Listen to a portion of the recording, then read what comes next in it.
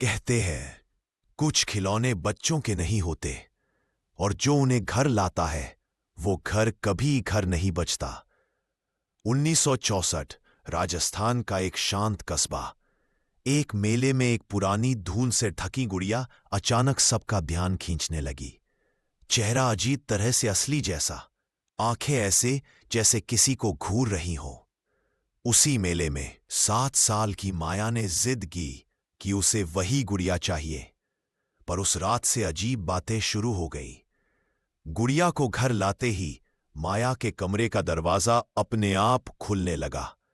माया के खिलौने इधर उधर बिखरे मिलते और एक बार तो उसके भाई ने कहा रात में उसने गुड़िया को चलते देखा।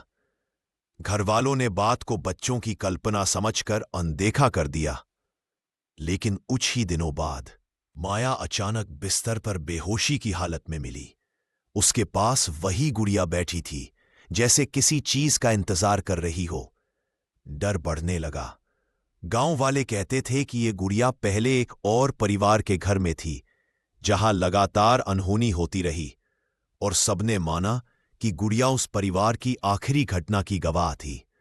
पर सबसे भयानक बात यह थी, जहां ये गुड़िया जाती वहां कोई न कोई हमेशा गायब हो जाता। कई दिनों बाद माया अचानक गुम हो गई। कमरे में उसकी चप्पलें पड़ी थीं और खिड़की पर किसी छोटे हाथ के गहरे निशान। सारा कस्बा खोज में लग गया, पर सिर्फ एक चीज मिली, गुड़िया वहीं बैठी, उसी शांत चेहरे के साथ। डर इतना फैल गया कि गुड़िया को जलाने की कोशिश की गई, पर आग लगने से पहले ही वो अपने आप दूसरे कमरे में मिल गई। कोई नहीं समझ पाया कि ये कैसे हुआ। स्थानीय पंडितों ने कोठरी की खुदाई करवाई, जहां सालों पुराने रिकॉर्ड मिले।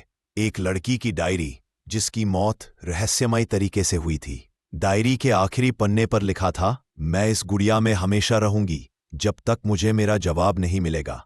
उसके बाद गांव से कई परिवार पलायन कर गए।